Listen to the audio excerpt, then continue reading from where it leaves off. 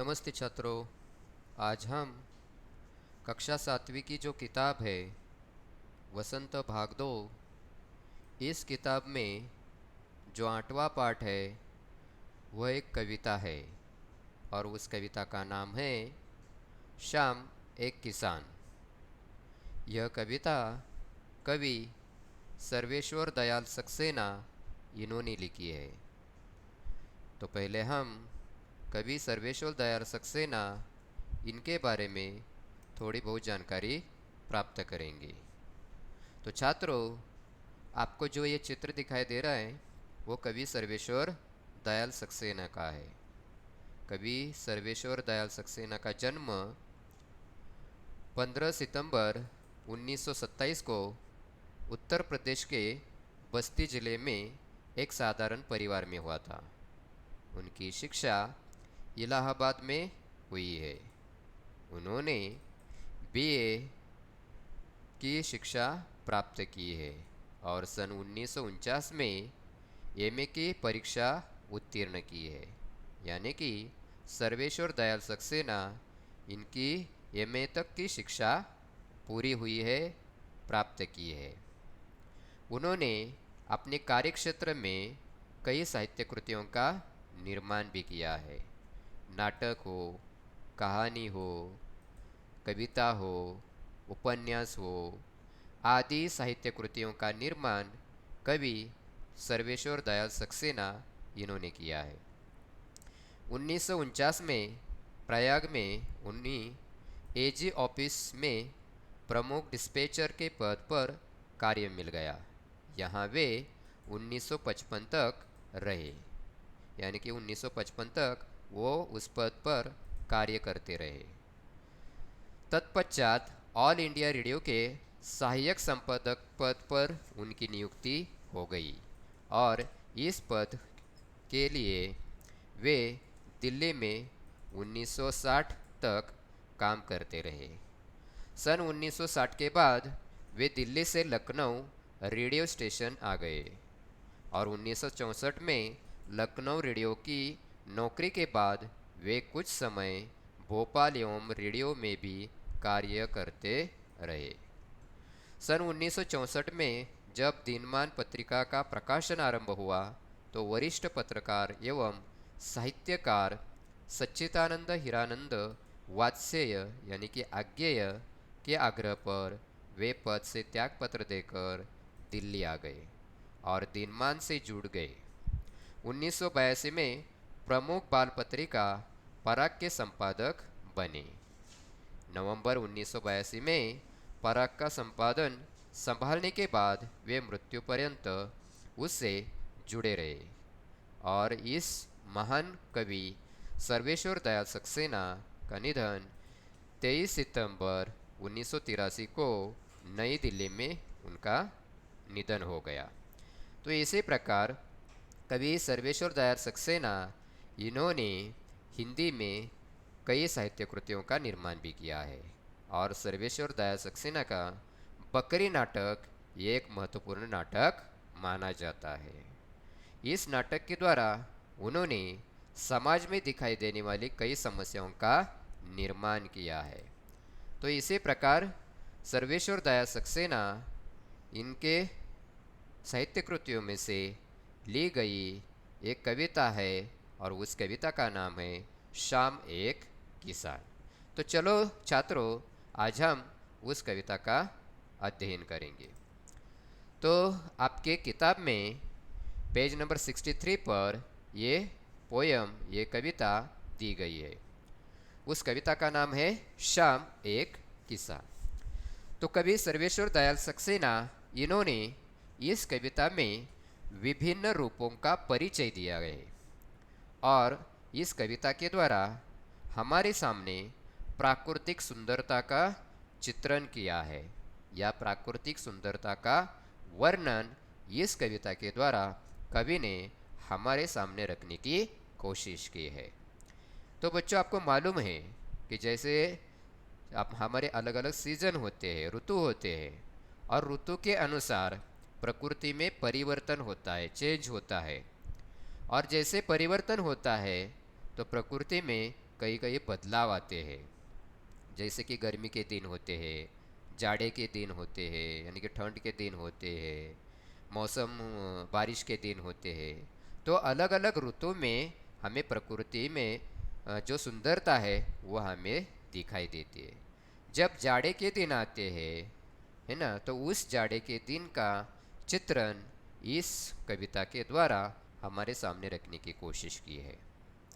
और ये प्राकृतिक सुंदरता का वर्णन करते समय उन्होंने उपमा अलंकार का उपयोग किया है, यानी कि उस प्रकृति की सुंदरता दिखाने के लिए उन्होंने इंसान रूपी व्यक्ति का वर्णन किया है, यानी कि उसे उपमा देने का काम किया है। किसान के रूप में जाड़े की शाम के प्राकृतिक दृश्य का चित्रण किया है, यानी कि जो हमारे किसान होते हैं वो खेती करते हैं, और किसान जाड़े के दिन में जब शाम होने लगती है तो शाम होते ही प्रकृति का जो नज़ारा होता है, प्रकृति का जो दृश्य होता है वह मनमोहक होता है, हमारे मन को मोह लेने वाला होता है, सुंदर चित्रण होता है। और उसी का वर्णन इस कविता में कवि सर्वेश्वर दयाल सक्सेना इन्होंने की है। तो चलो छात्रों, आज हम इस कविता का अध्ययन करेंगे। तो कविता का नाम है शाम एक किसान। तो पहले इस कविता में दो पद है। कितने पद है? तो कुल मिला के दो पद है, और इस दो पद में कुल मिला के 8 पंक्तियां है। कितने पंक्तियां है? तो 8 पंक्तियां हैं। ओके, तो पहले हम उसका रीडिंग करेंगे। आकाश का साफा बांधकर सूरज की चिलम खींचता बैठा है पहाड़, घुटनों पर पड़ी है नदी चादर सी, पास ही दहक रही है पलाश के जंगल की अंगीठी, अंधकार दूर पूर्व में सिमटा बैठा है भेड़ों के गल्ले सा। तो इसी प्रकार इस पहले पद में कवि सर्वेश्वर दयाल सक्सेना इन्होंने प्रकृति का सुंदर चित्रण किया है, और उस प्रकृति के सुंदर चित्रण का वर्णन करते समय उन्होंने उपमा अलंकार का भी उपयोग किया है। तो पहले पंक्तियों में क्या किया है, क्या कहते हैं कवि? तो आकाश का साफा, साफा मतलब यहाँ एक नया शब्द आया है। साफा मतलब कि पगड़ी, हम क्या कहते हैं उसे? पगड़ी। जैसे कि हर अलग अलग प्रदेशों में अलग अलग लोग पगड़ी बांधते हैं, और वो पगड़ी बांधने की भी अलग अलग क्या होती तरीके होते हैं। तो उसी प्रकार आकाश का साफा बांधकर, यानी कि ये जो चित्र आपको दिखाई दे रहा है, इस चित्र में ये क्या है? पहाड़ है, और ये पहाड़ इतना ऊंचा है कि उसकी जो चोट है ऊपर की वो कहाँ तक पहुँची है? आकाश तक पहुँची है। और कवि को ऐसा प्रतीत होता है कि वो आकाश की पगड़ी बांधकर वो पहाड़ बैठा है। और वो पहाड़ कैसे दिखाई दे रहा है? तो एक किसान की तरह दिखाई दे रहा है, यानी कि वो कौन है? तो किसान है, और उस किसान ने क्या किया है? आकाश रूपी जो पगड़ी है वो पगड़ी उन्होंने बांध दी है, यानी कि साफा बांधकर मतलब पगड़ी बांधकर। किसकी पगड़ी? आकाश की। तो ये पर्वत, ये पहाड़, और इस पहाड़ को कवि ने क्या कहा? एक किसान कहा है, यानी कि पहाड़ को किसकी उपमा दी है? किसान की उपमा दी है, और यहाँ उपमा अलंकार का उपयोग किया है।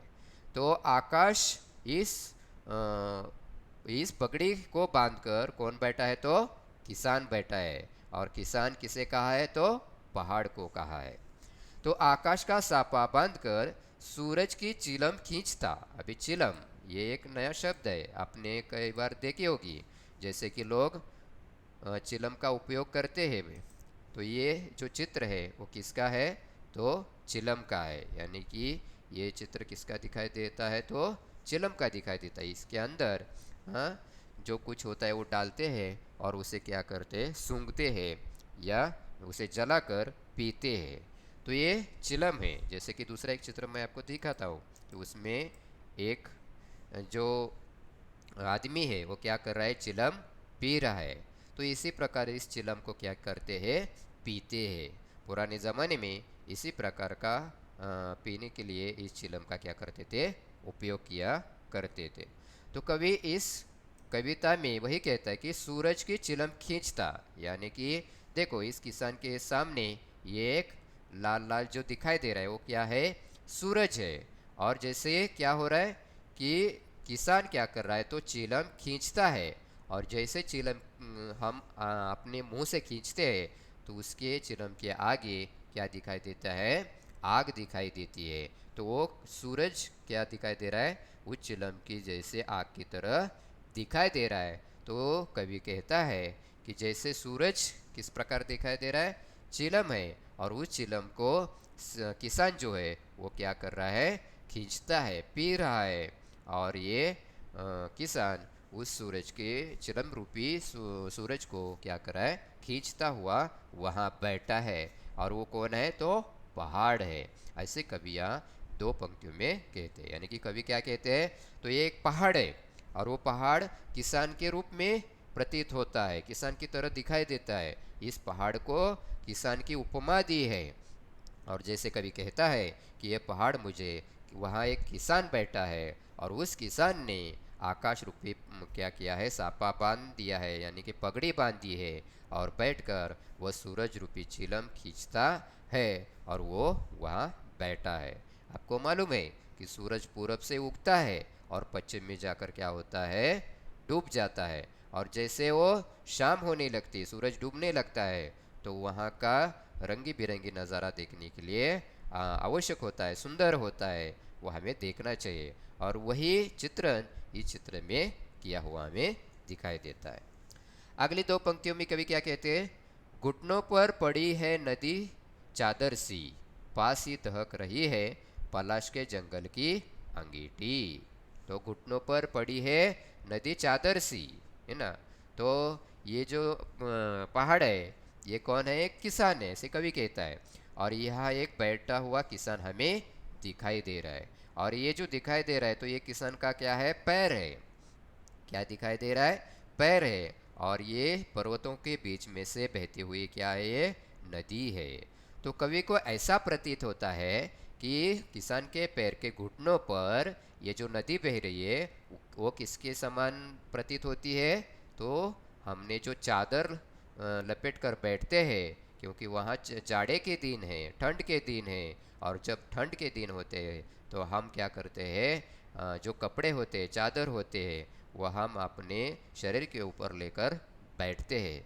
तो कवि कहते हैं कि उस समय किसान ने क्या किया है, अपने पैरों पर, अपने घुटनों पर क्या किया है, वो चादर सी ओढ़कर बैठा है। और वो चादर किसकी, किसे है, नदी की है, यानी कि नदी चादर जैसी प्रतीत होती है, ऐसे कवि यहाँ कहते हैं।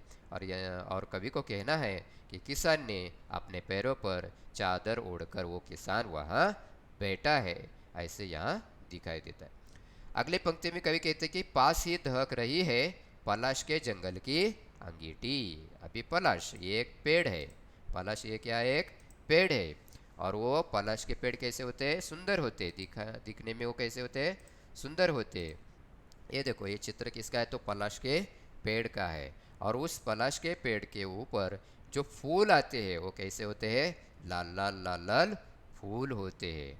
और जब हम उसको देखते हैं, ये देखो ये भी पेड़, पलाश का पेड़ है, और उसके ऊपर जो फूल दिखाई दे रहे हैं वो कैसे है, लाल लाल है। और वो पेड़ देखकर हमें ऐसा प्रतीत होता है कि जैसे चूल्हे में जब हम आग जलाते हैं तो वो आग कैसी होती है, लाल लाल ही दिखाई देती है। तो इसी प्रकार कवि को ऐसा लगता है कि ये जो पलाश का जंगल है, यानी कि पलाश के पेड़ का जो जंगल है इस पहाड़ में, यहाँ जो पेड़ दिखाई दे रहे हैं, देखो इस पेड़ के, ये पेड़ कैसे है, तो पलाश के पेड़ है। तो इस पलाश के पेड़ का जो जंगल है वो जंगल कैसा प्रतीत हो रहा है, अंगीठी, अंगीठी मतलब चूल्हे जैसा। हम चूल्हा जलाते हैं ना तो उसे अंगीठी कहते हैं। जैसे कि इस चित्र में भी आप देखो, आपको अंगीठी यहाँ दिखाई देगी। ये देखो ये क्या है, अंगीठी, यानी कि हम चूल्हे में आग जलाते हैं तो वो एक अंगीठी, यानी कि वो जो पेड़ है वो किस प्रकार दिखाई दे रहे हैं, अंगीठी की तरह दिखाई दे रहे हैं। यानी कि वो जो जंगल है वो किसान को अंगीठी की तरह दिखाई दे रहे, और वो जंगल अंगीठी के होने के कारण वहाँ क्या हो रहा है, आग दहकती रह रही है, ऐसे वहाँ प्रतीत होता है। और आग है, और इसीलिए वो जो किसान है, वो जो पहाड़ है, वो क्या कर रहा है, अपने हाथ सेक रहा है। किस लिए? क्योंकि अभी जाड़े के दिन है, ठंड के दिन है। और आपको मालूम है बच्चों कि जब ठंडी होती है, जाड़े के दिन होते हैं, तो हम चूल्हे में आग जलाते हैं और उस चूल्हे के पास बैठकर हम सेकते हैं।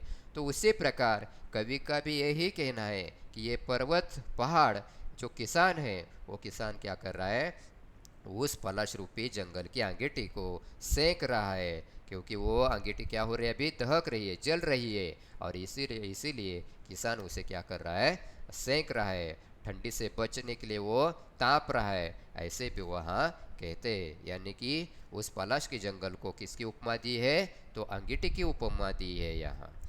आगे कवि क्या कहते हैं, अंधकार दूर पूर्व में सिमटा बैठा है भेड़ों के गल्ले सा। अभी गल्ले सा, ये एक नया शब्द यहाँ आया है। गल्ले सा मतलब समूह, ग्रुप, ऐसे भी वहाँ कहता है। अभी अंधकार दूर पूर्व में है ना, तो आपको मालूम है कि जैसे शाम होने लगती है, सूरज कहाँ से उगता है, तो पूर्व से उगता है, और वो डूबता कहाँ है, पश्चिम में डूबता है। और जैसे वो सूरज पूर्व से उगता हुआ पश्चिम की ओर जाने लगता है, तो पूर्व में जो प्रकाश है वो कैसे होने लगता है, कम कम होने लगता है। और जैसे शाम होने लगती है, तो पूर्व में अंधकार क्या हो जाता है, सिमटा बैठा है। सिमटा मतलब इकट्ठा हुआ, सिमटा मतलब इकट्ठा हुआ। यानी कि पूर्व में जो अंधकार हुआ है, वो कैसे लगता है, जैसे भेड़ों का एक ग्रुप होता है, भेड़ों का एक समूह होता है, उसी प्रकार पूर्व में फैला हुआ ये अंधकार हमें दिखाई देता है, ऐसे कवि यहाँ कहता है। यानी कि अंधकार को कवि ने भेड़े के ग्रुप का जो समूह है उसकी उपमा दी है, ऐसे यहाँ प्रतीत होता है। यानी कि इस पहले पद में कवि सर्वेश्वर दयाल सक्सेना, इन्होंने जाड़े के दिन का वर्णन किया है, और उस दिन का वर्णन करते समय उन्होंने उपमा अलंकार का उपयोग किया है। यानी कि वहाँ सचमुच किसान है क्या, तो नहीं है, लेकिन पहाड़ को कवि ने क्या कहा है, किसान कहा है। और वो पहाड़ इतना ऊंचा है, और उसके ऊपर की चोटी वो आकाश से मिलती है, वहाँ तक पहुँचती है। और इसीलिए कवि ने ऐसे उपमा दी है कि उन्होंने आकाश रूपी पगड़ी को क्या किया है, बांध दिया है, वो साफे को बांध दिया है। और जैसे पश्चिम में सूरज डूबने लगता है, तो वो कैसे दिखाई देता है, तो लाल लाल दिखाई देता है। तो वहाँ कवि को लगता है कि जैसे पुराने ज़माने में लोग चिलम सूंघते थे, पीते थे, उसी प्रकार किसान यहाँ सूरज रूपी चिलम को खींचता हुआ बैठा है, ऐसे वह प्रतीत होता है। फिर कवि को जो नदी बहती है पहाड़ के बीच में से, वो क्या लगती है, एक चादर जैसी लगती है। यानी कि नदी को चादर की उपमा दी है। और जिस प्रकार हम जाड़े के दिन में, ठंड के दिन में हम चादर अपने पैरों पर लेकर बैठते हैं, उसी प्रकार ये पहाड़, ये किसान क्या किया है, अपने घुटनों के ऊपर चादर ओढ़ से बैठा है। फिर जो पलाश का जंगल है, वो उसकी किसकी उपमा दी है, तो अंगीठी की उपमा दी है, चूल्हे की उपमा दी है। चूल्हे में जैसे हम आग जलाते हैं, उसी प्रकार ये जंगल दहकता हुआ नजर आ रहा है, और किसान उसे क्या कर रहा है, सेंक रहा है। और पूरब में जो अंधेरा हो रहा है, वो अंधेरा किस प्रकार दिखाई देता है, तो जैसे पेड़ों का समूह हो, ग्रुप हो, उसी प्रकार वो अंधेरा इकट्ठा हुआ दिखाई दे रहा है। इसी प्रकार इस पहले पद में कवि सर्वेश्वर दयाल सक्सेना, इन्होंने इसका वर्णन किया है। अभी अगला पद हम देखते हैं, पहले हम उसका रीडिंग करते हैं। अचानक बोला मोर, जैसे किसी ने आवाज दी, सुनते हो, चिलम औंधी, धुआं उठा, सूरज डूबा, अंधेरा छा गया। तो इस पंक्ति में कवि ने क्या किया है, जो शाम का वर्णन है उसका वर्णन किया हुआ हमें दिखाई देता है। तो आपको मालूम है, जैसे शाम होने लगती है ना, 6 बजे के बाद, तो थोड़ा थोड़ा अंधेरा होने लगता है। और वो वातावरण कैसे होता है? शांत होता है, किसी की आवाज़ नहीं होती है। लेकिन जब कभी हमें अचानक किसकी आवाज़ सुनाई देती है तो हम क्या हो जाते हैं, हमारे अंदर एक अजीब से महसूस होने लगती है। जैसे कि उदाहरण के तौर पर हम अध्ययन करते हुए किसी एक रूम में बैठते हैं और वहाँ का वातावरण कैसे होता है? शांत होता है, किसी की आवाज़ नहीं होती है। लेकिन जब बीच में किसी की आवाज़ आती है तो हम अचानक क्या होता है? डर जाते हैं। तो उसी प्रकार ये शाम का वातावरण कैसा है? शांत है, लेकिन अचानक किसकी आवाज़ आती है? तो मोर की आवाज़ आती है, ऐसे कवि यहाँ कहते हैं। अचानक बोला मोर, यानी कि बीच में इस शांत वातावरण में किसी की आवाज़ नहीं है, लेकिन अचानक जो मोर है वो क्या करता है? बोलने लगता है, ऐसे कवि यहाँ बताता है। और वो क्या बोलता है मोर? जैसे किसी ने आवाज़ दी, यानी कि जब मोर की आवाज़ सुनाई देती है तो कवि को लगता है कि मानो किसी ने आवाज़ दी है, ऐसे इस मोर की आवाज़ क्या होती है?